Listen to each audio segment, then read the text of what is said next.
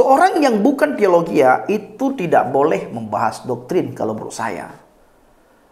Nah, tetapi tidak ada alasan bagi saya untuk tidak memberitakan Injil.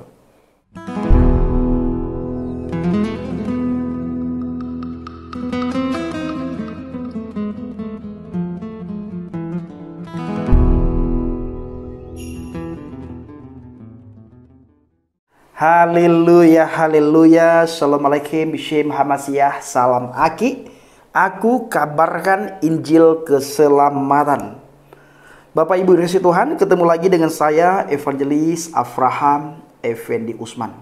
Pada kesempatan ini, marilah kita mempergunakan waktu sejenak untuk mendengarkan firman Tuhan, untuk merenungkan firman Tuhan sebagai sumber kekuatan, sebagai inspirasi dan motivasi bagi kita semuanya. Di dalam kitab Yesaya 55 ayat 10 sampai dengan ayat yang ke-11, firman Tuhan berkata, "Sebab seperti hujan dan salju turun dari langit dan tidak kembali ke situ, melainkan mengairi bumi, membuatnya subur dan menumbuhkan tumbuh-tumbuhan, memberikan benih kepada penabur dan roti kepada orang yang mau makan. Demikianlah firmanku yang keluar dari mulutku. Ia tidak akan kembali kepadaku dengan sia-sia, tetapi ia akan melaksanakan apa yang ku kehendaki dan akan berhasil dalam apa yang kusuruhkan kepadanya." Nah, saudaraku yang dikasihi Tuhan, para subscriber pencinta channel Injil Kabar Baik Habakkuk, salah satu keluhan hamba Tuhan dan para nabi ketika dipanggil untuk menyampaikan pesan Elohim kepada umatnya adalah penolakan daripada umat itu sendiri. Mereka mengenal karakter umat Tuhan, susah diyakinkan, keras kepala, dan sangat bandel. Hal itu juga dialami oleh Musa, dialami oleh Nabi Yesaya, dialami oleh Nabi Yeremia, dan termasuk kisah Yunus ke Niniwe. Semua itu kisah-kisah hamba Tuhan dalam menyampaikan pesan daripada Tuhan untuk para umatnya. Mereka ini mengalami kesulitan besar dalam menyampaikan pesan Tuhan kepada umat Tuhan. Di situ ada penolakan, penganiayaan, bahkan penderitaan. Yeremia misalnya, dia ditangkap, lalu dipenjarakan, dianiaya, bahkan diikat dan dijatuhkan ke sumur tua. Kesulitan-kesulitan itu, saudaraku, sangat dirasakan, apalagi berkaitan dengan kritik, koreksi, hingga nubuatan akan hukuman, malapetaka, dan ancaman yang hendak menimpa umatnya. Namun firman itu harus disampaikan dan harus sampai kepada umatnya. Konsekuensi seorang hamba Tuhan, konsekuensi seorang penginjil, konsekuensi seorang nabi adalah pesan Tuhan harus sampai.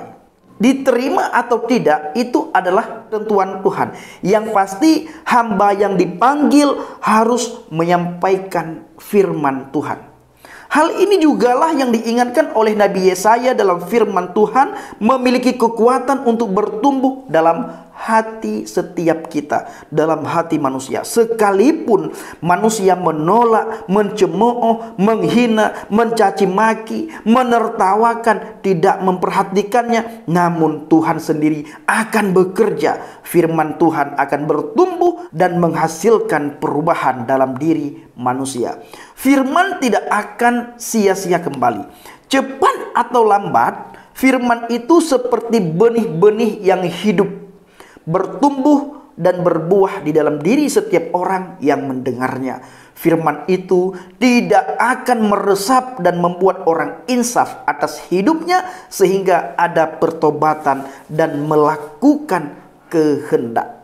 Bertumbuh dan berbuah di dalam diri setiap orang yang mendengarnya. Firman itu tidak akan kembali sia-sia. Firman itu akan meresap dan membuat orang insaf atas hidupnya sehingga ada pertobatan dan melakukan kehendak Bapa di surga.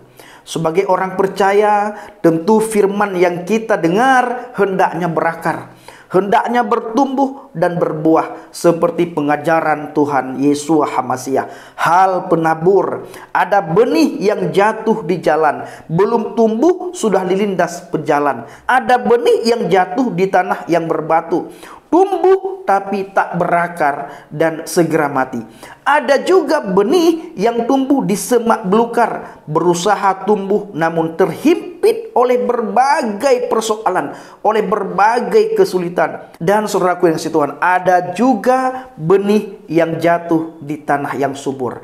Hendaklah hati kita menjadi tanah yang subur, tempat firman Tuhan berakar dan berbuah. Pertanyaannya, apakah yang membuat kita menolak firman? Menolak firman dan mengeraskan hati tidak berguna. Jadi biarkan firman itu berakar dan bertumbuh dalam hidup kita. Firman tidak akan kembali dengan sia-sia, menjadi semangat bagi pemberita Injil, pengajar, dan seluruh orang percaya bahwa Tuhan sendirilah yang memberikan pertumbuhan firman di dalam diri seseorang. Jadi saudaraku yang dikasihi Tuhan, mari kita berjalan di dalam firman.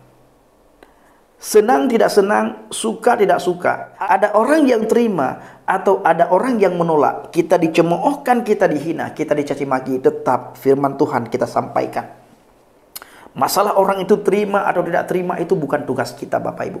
Tugas kita bagaimana firman Tuhan kita sampaikan kepada orang yang kita jumpai.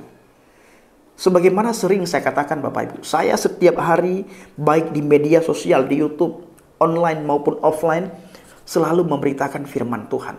Bersaksi bagaimana saya mengalami Tuhan. Bersaksi bagaimana saya hidup setelah mengalami Tuhan. Dan apa yang saya lakukan setelah saya mengalami Tuhan di dalam kehidupan saya. Dicemooh, dicaci, dihina, tetap saya bersaksi, Bapak Ibu. Dikucilkan, tetap saya bersaksi. Tidak ada orang yang dengar, tetap saya bersaksi, Bapak Ibu. Setidaknya saya menyampaikan pesan Tuhan. Dan firman Tuhan yang saya sampaikan itu tidak akan kembali dengan sia-sia. Orang itu tidak terima hari ini, di hari yang akan datang orang itu pasti akan teringat tentang apa yang sudah saya sampaikan di hari ini, Bapak Ibu.